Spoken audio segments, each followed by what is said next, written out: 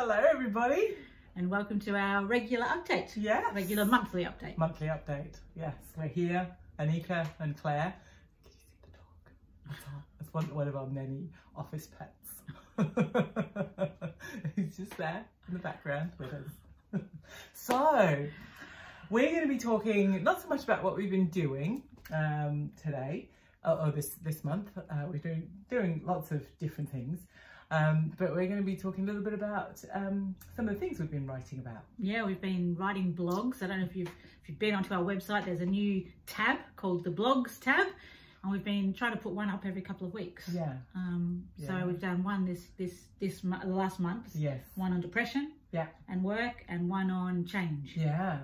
Do you want to tell us a little bit about what you were wanting to express and communicate in your blog? So that was the depression and work one. Mm. Just, I suppose, the realization that someone who has depression, sometimes motivating yourself to even get to work can be difficult. Mm-hmm. And depending on how severe your depression is, I mean, that can lead you to a place of just the inability to even get to work. And so just what are some small steps you can put in place to help you be in a better place, so that you can have some small wins, so that you can build your confidence up again, so that you can eventually get back to that place where work is something that's part of your life. But it's about building self-confidence again, because often if you're unable to work, you lose your self-confidence. And so how do you build your confidence back up again, so that you're in a place that work is possible. And for you, when you were in that place, work was quite important to you. I was lucky enough that my work environment, which was here, was extremely supportive of my journey. And so I was able to sit with someone every day and just work out what were the tasks for today. So rather than having to think through a whole big day on my own, I could sit with someone and say, okay, what's the task for this morning? And be able to do that. So I was quite fortunate in that respect, but I know for everyone that's not the case. It's not a possibility for everybody. So for me, work was quite important because it helped me keep those rhythms and keep some structure into my day. And so part of the blog is if work isn't possible, then what are some other ways you can put some structure into your day where you can start building some self-confidence back up again. And of course as well, you don't have to suffer from depression to have a real setback in your confidence. And so the same principles, whether you suffer from depression or have done in the past or not, it doesn't matter. But how you can, because lack of confidence can be like a real negative, like a vicious cycle, can't it? It just get worse and worse and worse. If you don't do stuff, then you never build your confidence up. So how to create those. Those slowly wins. Creating wins. So that you feel like you're able to achieve again. And you're able to be back in that place where you're confident in your own ability. And what happens as well, and I've observed with you as well, is when you've done it once, and then, because life happens, doesn't it? So it's not just like, life isn't just like, woo. No, I wish it was. Wouldn't it be nice? It's a bit like this. Yes, it is quite a bit like this. Yes. So when you've come out of it once, then how does that impact when you go back in again? It can be disappointing. Yes. Finding yourself back, which feels like stage one, but it's probably more like stage two. So you're not back as far as you were, but it can be quite disappointing, it can devastate you. You know, that you're back in that place. But there's that being able to remember that I've been here before, and I've done this before, and so I know what I need to do. So it's not the first time that you're doing it. So it helps you to build it up, and hopefully it won't take as long the next time to do that. It's like learning a new skill, isn't it? Yeah. Getting yourself back. Yeah, brilliant, awesome. So do check out the blog. have a read. And also Anika has put together the Dealing with Depression course. If you haven't yet looked at that, do go on and look at it. It's not posh, it's not slick, it's just us chatting about what it means to walk through depression, and you know, and through the highs and lows of it, and how to find God in the midst of that whole struggle, and how to hold on to God in the midst of that struggle as well, and find life and recovery. So do go and check it out. Yeah, that'd be great. Yep. And Claire, you've written a blog too on change. Yes. And it's interesting because if you go onto the Change blog, there's a big, large, very large, enormous Superman picture. What does Superman have to do with change? We found it took me ages to find the right one, choose the right one. So it's got a picture of like the change from, what's his name? Clark Kent. Clark Kent transforming into Superman. So it's all about transformation. It's all about change. Change is where you start in one place and you end up different. That's all it is. So there's all sorts of, I quite like the pictures on this, let alone all the things that I said.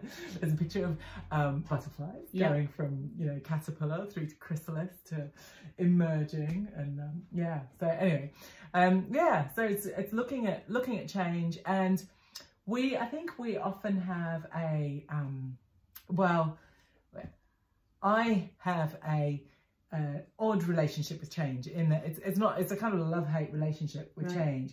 Like, I don't know about you, but I can easily see the things that need to change in my life, you know, and sometimes I get like really enthusiastic. Yes, I'm gonna do it, this is so easy, and I'll get started, and it'll be fine for, you know, the first bit, whether it's a couple of weeks or a couple of days or whatever.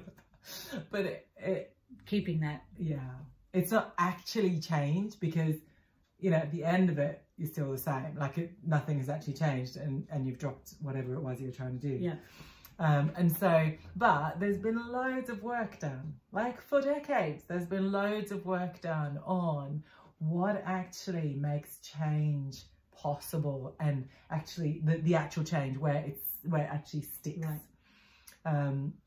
And so in the blog, I talk about some of the stages of change and things, but to be honest, in my work with myself and working with others, to be honest, the biggest key is preparing. Right. That's what we don't do. We don't prepare ourselves. We don't prepare those people around us. We are not prepared. And because of that, basically the amount you prepare, as long as you don't just procrastinate, like, that's not okay, but the amount you prepare for the change will impact how effective that change actually is.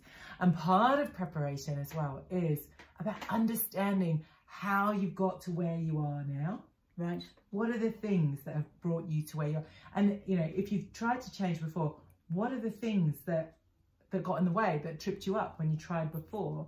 Understanding the past. Because I think often, particularly as Christians, we're really good at this. We're really good at saying, oh, the past doesn't matter. I am focused on, you know, fix your eyes on the front, forgetting the past, like Paul said. Yeah. And we think that means forget the past, have nothing to do. It's like totally not helpful, basically. Because if you don't understand where you've come from, those are the things that have got you here. So you kind of need to, you know, as a Christian, you need to invite God into those things. Right. You need to bring those, see them. And, you know, and this applies as well to organizations and teams and stuff. You know, we've all, sadly, probably been in situations where somebody's come into a team or organization or church, whatever it is, and they said, right, we're going to make these changes. And they've got no interest. Like, literally, they're like, it's not about the past, it's about the future. I don't want to know. I'm not interested in what's happened behind. But, you know, and it's like, okay, when you start hearing people saying that, you can brace yourself for a pretty rocky change journey that will be painful and probably won't be lasting. In that, either everybody will leave, because it's just so traumatic, and you'll just end up in a completely different, you know, it'll actually just be a totally different thing. It won't be the starting thing that has been transformed. it'll just be it'd be as if you just went somewhere else. Yeah, right. Do you know what I mean? But the better way is always to actually meet people, whether it's meeting yourself or meeting the people that you're leading, meet them where they are, understand where you've come from, understand where they've come from, understand what the impact of this change is going to be realistic about it, and set into place things that are going to help you with that. So anyway, that's what the blog's about. Excellent. There you go. Some good reading there. Bit of change. Yeah. Bit of change. Awesome. We've got some stuff coming up. We've got an exciting thing coming up in the next month. We've got our AGM coming up, which will be exciting. It's an AGM, but it's an exciting AGM. It's very exciting. In that there will be business, but there'll be time to share with each other. Yeah. There'll be a devotional, celebrate. Yeah. Yeah. So it's not just an AGM. Yes. It's not just the business. Yeah. We will enjoy being together as well on Zoom. On Zoom. Although if you want to, we'll probably be. Well, I'll be here. Will you be come to the office? I'll come to the office. Yeah. Anika and I will be at the office. So if you want to come and join us in person, you can do that. Otherwise it'll be on Zoom. So that all the information will be all up on the website. Is it all up on the web? You can sign up there. Please do, so that we know and we can get the Zoom details to you if you need them. And that's on April the 1st. Yeah, there's going to be some important stuff. We're going to be talking about our future, how we move forward into the new season.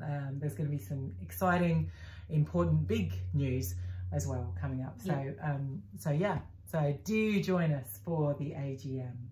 Yeah. So that's coming up, 1st of April. Put it in your diaries. 9:45 for a 10 o'clock start. 9:45, 10 o'clock start. I have some things to show you. Look at this. Look at that. These are some flowers that are coming out. I can't remember what this thing's called, but it has many babies on the windowsill. They're all flowering too. You see those pink flowers? Aren't they gorgeous? Oh. Anika. My plant. Yeah, we have many plants in the office if you haven't seen them previously. We've got very clean air. Look at that. That's our begonia.